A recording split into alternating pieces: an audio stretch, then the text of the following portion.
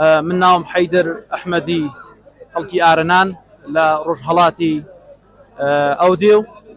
ئێمە لە ساڵی 2015 هاتوین بۆ بیارەی شەریف هەتاوەکو ساڵی 2021 کە لێرە خوێندومان و تەخەڕوجمان کردووە و ڕۆژوینە سەو و ئێستا هاتوینە سەو بۆ مەراسم و حەفلەی تەخەڕوجمان والحەمدولله سوپاس و پێزانینی ئەوەڵ خوا و پێغەمبەری خوا صلی الله عليه وسلم و هەموو ئەو ماوەسایانە و ئەو مەشایخ گەورانە کە زەحمەتیان کێشاوە لەگەڵ ئەم ماوەسایانە و بە هەموو ئەرکێکە و زەحمەتیان کێشاوە لەگەڵ ئێمە على الأخص باوکو دایکەکانمان کە ماوەیەکی زۆر ئێمەیان تەحمل کردووە دووری و سەختی ئێمەیان قبول کردیە بۆ ئەوەی کە لەم ڕێگا خزمەت بە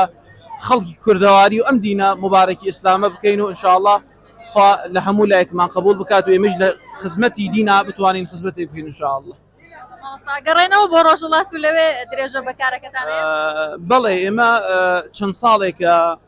الحەمدولله ئەو ماوەسانە کە خەڵکی ڕۆژهەڵاتن ئیمام و خەتیب و مدەڕسن لە گوندەکانە و لە ناوشارە